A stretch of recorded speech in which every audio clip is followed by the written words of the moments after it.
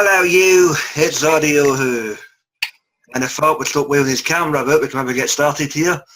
And tonight we have gathered, assembled and drinking coffee to a little Tom Baker double bill in the 4th season of his 4th Doctor's range alongside the Lou Jameson as Leela. We have the fate of Krelos and the return to Telos. Yes indeedy, we have corrupt metal dogs. We have an eager hankerness to go fishing. We have a robot. We have Jezik. We have a wee side adventure in the midst of Tomb of the Cybermen. We have the 2nd Doctor and Jamie, and a hell of a lot going on. In part 2 at least. But before we get to that, let's get to this. It's your panel for this evening. Joining us, it's NYC's own Mr. Will Medina. Will, how go the Giants this evening? Still playing. Hey now, how you doing, everybody? Good to have you, man. Down in that sack, Tom Ellis is still his neighbour. It's Texas Tim Wells. Timbo, how goes it, man? Hello. Good to have you. The thunder from down under bold and brash on a Monday morning. AJ, how's it going, man? Hey guys, how are you? Good to have you. And of course, the scourge of Tottenham, so much so that his windows must always remain closed. It's Philip Berkshire. Phil, how goes it? Oh, well, welcome. Thank you, yes. They just scored. Go Giants. So guys, the fate of Krelos and Return to Telos. All I can say with regards to this is thank God we done this as a double header, because if we'd have done this singular, I might not have a hell of a lot to say about the fate of Krelos. But it does work. It does tell a complete and rounded story. And let's see where to begin. Opening thoughts. Okay, well, the fate of Krelos and Return to Telos, Louise Jameson and Tom Baker. Go for it, mate. Like you mentioned, the first one was a little bit boring because all you heard was the doctor wanted to take Leela fishing. He wanted to take like another day off. He wanted, but like building up in that from that story, we noticed that K9 is acting unusual.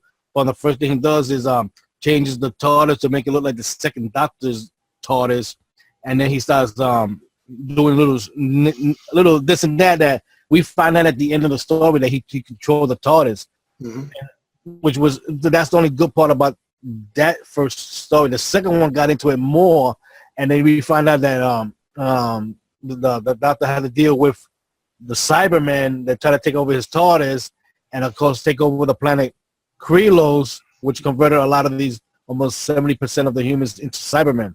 And then of course Leela was telling him that to go back in time and change it. He says, but if I do it and fail, what do you want me to do? Do it again and again and again? You know, he had to really think about it.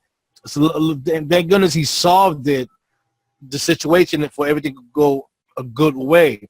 So that's why this was the weird thing, because of it being 2 stories. It a little bit, you can say, like, it started off a little bit slow or boring, and then it really kicked off in the second part. That everybody enjoyed. That's why I enjoyed it very much. Especially though, the funny thing is, Louise Jameson was only around, I forgot, in the TVC, what, 2 seasons? A year and a half. 3.5. Yeah, and I always did not like the way she left, because I knew there was more to her. And then just in this story, you see certain things about her, how different she is from other companions, how she can sense things, how like time is different the way she around her, how she notices and all that. And of course, she always being inquisitive and questioning certain stuff, like who are the Cybermen? Are they really bad? That really sticks out. That's why I always consider her one of my top favorite companions. I'm not gonna deal with what order to put who where. I always liked her. But I can say this, that for something that's not, like you can say, an hour each CD, it really nicked it, because even though they're broken up into 2 25-minute parts, you notice that it goes together, unlike like certain TV episodes now that when it goes to another episode, maybe a week later, it doesn't flow with it right. And this one flowed. It flowed with it. And that makes it a pretty good story. And I look forward to more stories with these 2, the Doctor and Leela together. It really makes me pay attention to them especially Leela, how she talks and how she asks certain things that we, like other companion would take up, would not think about it because of, you could say either her innocence or her being from a primitive planet like that. You don't see that. You don't see that these days in these companions. That's why I always say she sticks out to me. That's one of the top companions. All right, mate. And just a quick addendum. I forgot John Leeson and Fraser Hines in this bloody thing as well. So yeah, we get to them a little later on. That's your prop. No, but John Leeson was in the first one, man. All right, Tim. How about you, mate? What do you reckon? Return to Krelos / Well, I think it's a mistake to look at it like two separate stories. It's not. It's just a four-parter that were sold a month apart. And they even say in the behind the scenes that it was just planned as the big series finale is what they call it, because it is the end of a series of the, what is it, the third set with the fourth Doctor and Leela. Fourth set, yeah. Series 4, yes, but the third with that pair. And it's if they'd put it in a box with 2 CDs like they do a monthly range, it would have been the same thing, wouldn't it? I mean, you're right that the first couple of, not a whole lot happens in the first 2 episodes, but it really is setting up stuff that pays off in the other 2. It's like any 4-part TV episode in a way as well. Mm-hmm. So I think it works. I think it's entertaining. Obviously, Nick Briggs, who wrote and directed it, he's a big fan of the second Doctor, and he wanted to figure out some kind of way to have these guys show up in one of those adventures, but they can't really meet each other. Otherwise, you'd have to go turn on Tomb of the Cybermen and see the fourth Doctor and Leela wandering around in the background or something. Yeah. That wouldn't work. So, yeah.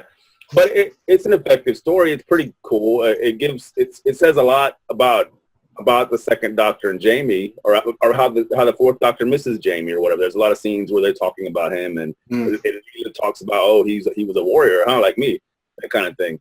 It's an entertaining set. I wouldn't say it's like the best thing they've ever done. No. But it's an entertaining way to pass a couple of hours. I enjoyed it pretty much, so that's all I would say right now. All right, fair enough, mate. Philip, delve into your memory bank. Oh dear, this is going to be good. I'll agree with the majority of saying that return to. Which one is it? Return to Telos. No, what's the one before it? Fate of Krelos. The Fate of Krelos is a placeholder which sets up for return to Telos. I wonder. I do wish they'd given them Krelos a different name, because return to. I mean, I keep getting it. I'm getting it all mixed up now. So the Fate of Krelos, return to Telos. It's all a bit of a tongue twisting thing. But anyway, story-wise, the first two episodes, they're okay. It's all about going fishing and that man with his android copy. It's okay, but it doesn't really give you anything more to work on. It's only when we go to Telos when things start picking up. And I kind of wish that the second Doctor and the fourth Doctor did kind of meet up in the story, sort of face to face. But that would have made it much more interesting. But obviously they couldn't do that. And as Tim, as Will said about Leela, she's very well fleshed out throughout the fourth Doctor story. I really like how they expanded upon the character. So I agree with him there on that. The Cybermen were very buzzy. After a while, their voices are very buzzy. Yeah, but when they speak, buzzy. I mean, one of them has a long sentence to say, and he's like, "All right, give me a headache now. I can stop now." And they were trying to sound like the ones in Two of the Cybermen. Yeah, I know, but it was just so over buzzy for me. At least I could understand what they were saying in this one, other than the other one that I spoke about before. Yeah. This one's a lot more understandable. But overall, it's a good story, and yeah, not a bad pairing, really. Not a bad pairing. Dokely. Not bad for winning it, Phil. Well done. AJ, what about you? Yeah, I listened to these 2 a couple of hours back. The first one, I'll agree, was quite slow, but it's a build-up to the second part where Pollux goes down. Pollux, yes. Goes down, and basically the Cybermen are invading Krelos, and they want to take over and all that sort of stuff. I agree, Louise Jameson, brilliant companion, brilliant actress. Just love how she sort of catches on to the little nuances of other people as she meets them. Sort of the Doctor could be scatterbrained and not notice things and whatnot, especially in this Doctor. He didn't notice that Kanon was glitching, which I thought was a bit of a shock. Usually kicks the dog and calls him stupid and Kicks go the away. dog, yeah. He does. Remember, he used to beat King on around. But also the throwback to the classic console room with the sounds of the doors opening and the monitor turning on and all that. Brilliant. It was all spot on. And I don't know if anyone noticed, Nick Briggs made a vocal appearance as a newscaster, as he always does in these stories for some reason. He's a newscaster, so yeah, it was a good story too. Excellent, mate. Yeah, and with regards to myself, I can only concur with what's been said so far. The fate of Krelos, the only major thing that happens here is all right, it's a bog standard formula, it's happened before. Kanan gets infected. More so than he usually does. He's been infected in a shitload of stories, but this time it's the Cybermen, and you know it sets up the whole angle of come the end of story number 1. Whoop, we're off to Telos. We're getting plucked out of the time stream, and off we go. The whole Krelos subplot whereby let's go fishing, and then you've got Jalzak played by oh crap. Who played that guy again? He's a guy from Black Orchid, and is it Conrad Henry? Oh crap! Oh, do you mean Oh no, it wasn't Frank. Was it Michael Conquering? There you go, Michael.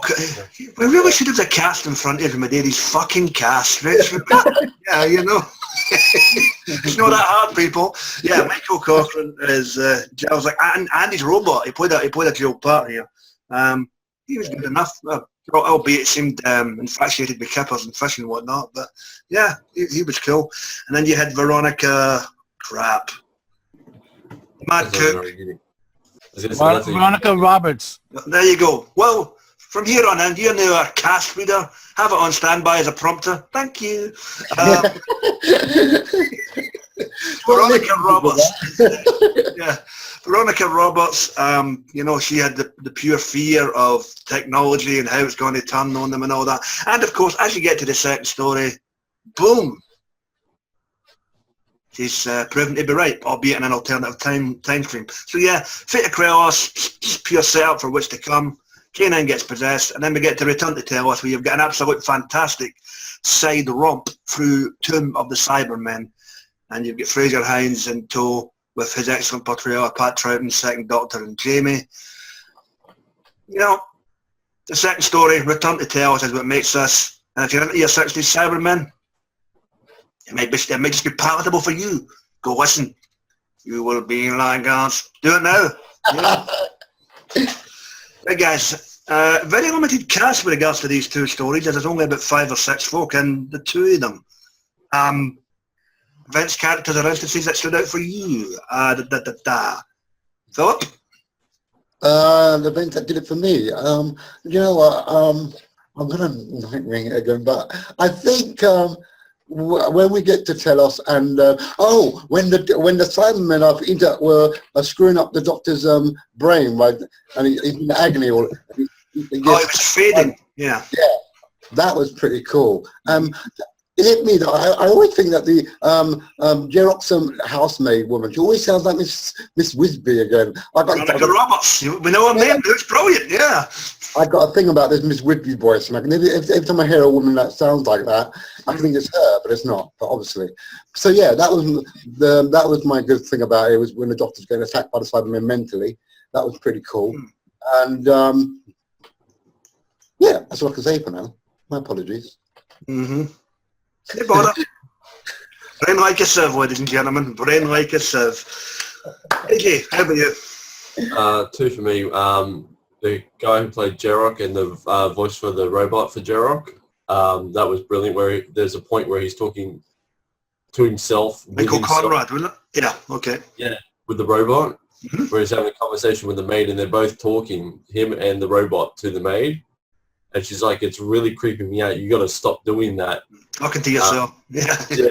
And then John Leeson as K9, where he's quite rebellious in the story when he's infected, going, no, I'm not doing this. No, screw you. Yeah. I like that. Excellent. Tim, how about you, mate? Well, it's kind of hard to, like you said, it's a small cast, and they were all really good. And everybody's already praised Louise Jameson, because she's always value from her. She's always great when she does these things. So I really don't have much to add to that, except that it was it dawned on me when I got to the end of it. This would be a good one that you would encourage kids to listen to, because it doesn't really handle anything that's that adult. You know what I mean? It's kind of like, and it's I noticed it seemed pretty kid friendly, which I don't know why I thought that, but it just seemed that way when I got done with it. I was like, that was pretty kiddish. Byproduct of its time period with the whole 60s thing, do you reckon? Or? Something like that, yeah. But I noticed that this got a lot of flack in the reviews when it came out, and I don't know why, because I think it's just one of those things with the showrunner wrote it, and it's like, oh, okay, so the usual BS from fans that think they know too much. And it's funny you should say, because when this first was announced to being released at the time, I was like, yeah, Return to Telos, a bit more extendable tune assignment. But when it got to the point of actually listening to it, it did kind of fall flat for me in the sense that, oh, it wasn't spent too much time on Telos. It was all about, I was expecting a bit more than what we got, which is not their fault. It's just me being expectationist. So yeah. No, but to be fair, you know, if you're for that type of story they were telling, they couldn't spend any more time on there than they actually did. Mm-hmm. You know, like Tim said, you gotta remember when you hear Jamie with the guy, that's taking place right before when they go into that the Cyberman, you can say research room, and the guy gets shot in the back. Yeah, that takes place right before there. But you know what? Hang on. We actually forgot that guy. He was actually brought back. Bernard Holly. Who? Bernard Holly. Yeah, Peter Hayden. Peter Hayden. There you go. I'm looking for the actor, Phil, but nice try. Yeah. All right, continue. Oh no, it was Bernard Holly that played Peter Hayden. But anyway, yeah. I was going to say they could at least try to have that story in Return to Telos, but in a different Cybermen tomb. There must be more than one Cybermen tomb on Telos. Again, that's in hindsight once you've heard the story. Yeah, I know, but it would have sort of like helped. Well, if they wanted to have a second Doctor and fourth Doctor crossover story, they could have done it without involving Telos at all. I mean, it would have just been the whole point was Briggs wanted to include a little bit of Tomb of the Cybermen into it to say, oh, look how these things are happening at the same time with two different Doctors. Yeah, so that's the whole point. So does that mean that the Cybermen that we experience in Return to Telos are the same Cybermen from that particular tomb? Yeah, I think so. Yeah. Yeah, and by the end of it, it doesn't have consequence because they forget him and Leela. Mm-hmm. And they point out also that in fact they were never tombs. It's always been assumed that they were tombs by the races of people that know the Cybermen, but because they assume that's what they are, but they're not tombs. They're just a hibernation chamber. Yeah, hibernation chambers. All right. Well, how about you? Well, I called what stood out was you can say when Jarek and the robot body and Kanan went into the tomb to look for Jamie because the doctor realized what was the cause of all the situation. So that was pretty good to see them. Of course, lucky it worked because more bad situation would occur out of it. Was another thing that stood out was when the Cybermen from the fourth Doctor era realized that these Cybermen cannot do damage to the second Doctor because it would have wiped them out of existence. They were feeling it, and I was like, and it was weird. But I said, I forgot when did the Cybermen was able to go like do a little time travel stuff like that when they was. Fifth Doctor. What was it? The one where Adric died. They accidentally time traveled back to prehistoric Earth. Well, I know that was an accident, but the way these guys, he was able to communicate with the one from the tomb of the yeah. So that was especially when he was telling them to stop doing anything to the second Doctor. Yeah, I can't remember any particular story. They did have time travel capability in Attack of the Cybermen when they stole that time ship and landed on Telos. The one that crashed. Yeah. And the one that Bates and Stratton were trying to steal during the Attack of the Cybermen, during the last quarter of it. I think they found that technology and to use it at that, but I don't think they have. You said they have everyday use of time travel like the way the Doctor does. Like no, they don't. whenever they time travel, it's just by some other means, and it's usually accidental. Whether it's falling through the void or like or, I gotta give Fraser high props also for playing the Doctor and Jamie with it. I mean, it did sound like the second Doctor was there. I mean, and the actor was there, like he sounded just like him. That was pretty. That was pretty good. Yeah. Yeah, I mean, for me, I'll give them kudos here for attempting a dual Doctor story without actually having them interacting. Good stuff, especially in the second part. Like Phil alluded to, the whole, Patrick Troughton's Doctor, or in this case Fraser Hines, he's getting his brain absorbed or tampered with. Tom Baker's fading away. Where am I going? Oh, yeah. Where was I? You disappeared, did I? Well, I forgot. You mean when he tells that Doctor, why are you wet? You told me to go to the decontamination and go to the swimming pool. I'm swimming, yeah. Did I? There you go, Matt Smith, take that. Tom Baker had a swimming pool too. Yeah, and he had Leela in it. There you go.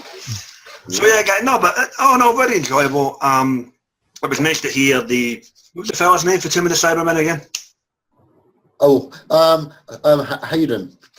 That was the character's name, Peter Hayden. Peter Hayden. It was nice to hear him again. Bernard Holly, who was well known for the Axos. I like the fact that they were actually joking in the extras about, oh, wait a minute, I thought he was dead. And they round me up and brought me back, so... Very good. But all in all, John Leeson, huge prop for playing that evil, maniacal bastard of a tin dog in this thing, man. I'll be it, wasn't it? You can't blame him. He had a Cyberman in his head. Excuse me for being a bit dim, but how did you get infected in the first place? Unusual, Phil. Yeah.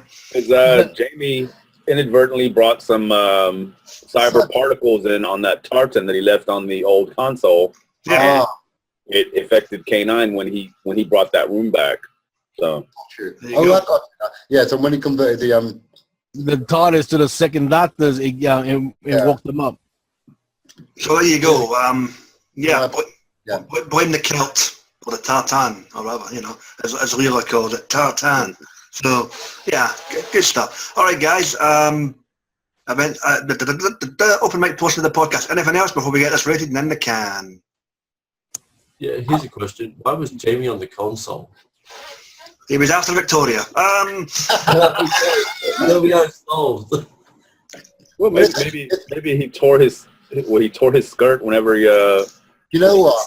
Whenever he was, remember in the Mind Robber when him and Zoe are clinging onto the console and you get the big butt. Yeah, that's the big butt. Yeah. That, or even that part of the end of the world where the TARDIS doors are open, they're being sucked out, and he's trying to hang on for dear life, and obviously he's tore his kilt on the TARDIS trying to hang on. It's like Briggs says in the extras. There's a lot of times that the Doctor's not really doing anything, so it could have just been any time. I mean, when in between adventures. In other words, they don't make about. With the exception of this first half, they don't really make adventures where he doesn't do a whole lot except go fishing. So, I mean, that was part of the point, I think, of the first two episodes just being a bit leisurely, I would say, because they do take their time to get to the meat of the story, which is the second half. So they could have done one better with that, though. At the end of Tomb, when you see that lone Cyberman running across the sand, then maybe one of those Cybermen could have crawled to the TARDIS and got inside it somehow and lay dormant all that time until. Are you going to go the same route as that angel with going for gold, man? Seriously? Yeah, write that down and send it to Nick Briggs, man. Yeah. But I really liked it how the fourth Doctor still thought about Jamie and the way Leela noticed it, like she thought about him. I can always keep saying, I wish. I mean, I know because of the TV show they never done it, but probably they never thought about doing it. I wish some of these Doctors would have went back and visited some of the past companions to see how they did. But that's the kind of thing that, like we were saying, they do in between adventures. I mean, what's the point? Unless you have a good story that includes both characters, like this one did, then it's kind of pointless to say, like, oh, let's have a nice little Sunday adventure where the Doctor goes and meets all his friends. I mean, you're not going to get a lot of drama out of that. All right. Sue, make it quick. We're going on to ratings. Can I get your thoughts on this story? Yeah. It was really cool, the two-parter. The first part kind of bit slow, but interesting. I loved how Leela and kept trying to meet Jamie because he was the warrior, and then the second part was really cool. How they kept the doctors apart, and how they kept and they resolved the loop-de-loop of who created this problem for the Kelosians anyway, and the Telos Cybermen were incredibly sinister and dark and freaked out, and so that's my opening thoughts on it. And that concludes the loop-to-loop of Sue's views on this story. But quickly, any characters stand out for you? Oh, Leela, of course. That's why I've got my knife. Well, whatever gets you through the night. Excellent. Good to hear that you enjoyed Leela. She's always good, as Lou Jameson. She's always good value for money. And finally, what the hell's that? Oh, that's me. Oh, let me put that on. We'll be right back after these Facebook messages. Do, do, do, do, do. All right, quickly, anything else stand out for you in general? Open mic portion, thing that went on with it. Susan? I think that it was a fresh look at the second Doctor and Jamie too. That was fun. It was technically a side look, but if you want to be technical, but okay. Yeah, well, a fresh look. It was a side loop, but it was a fresh look. It was like they had a. I always loved the second Doctor and Jamie, so that's fun. Okay. Yeah. Excellent. Okay, thanks for the cameo. And now we're back to our regular programming. It's that time again. To be grabbed by your nuts or your tits? Ooh, I'll be grabbed by tits. Not tonight, Harry. Yes. Ravenstein. The fate of Krelos. And return to Telos. I didn't expect that. Well, thanks a lot, man. The Fourth Doctor Adventures, Season 4, Story numbers 7 and 8. Tom Baker, Louise Jameson, John Leeson, and Fraser Hines. Okay, Philip, what do you give us 2-parter out of 10, dearie? I'm going to separate them, to be honest. Right, I'm going to give Fate. No, it's a 2-parter, man. You need to give us a complete. Don't bullshit. You can't separate them. They're both a 2-parter. Okay, then. Well, if the first part dragged it down, dock some points off. A lot of people out there say I've been doing that. Okay, well, you know what? I'm going to rate that overall, the story overall. I'm going to give it a 8 out of 10 because I think the second half of the story is a faster period than the first half. Okay. Cheers, Tottenham. How do you do? What do you rate this? I'll give it a 9 out of 10. Cool. Ooh. All right. Everyone's taste is different. Good stuff. Timbo, how are you? Yeah, I agree with Sue. I'll give it a 9 out of 10. Okay, that's 2 in the 9 camp from Tikiko. AJ, what's the view from south of the equator? I'm going to give it an 8 out of 10 because the ending of the second part was kind of upsetting because the story had no consequences by the end of it.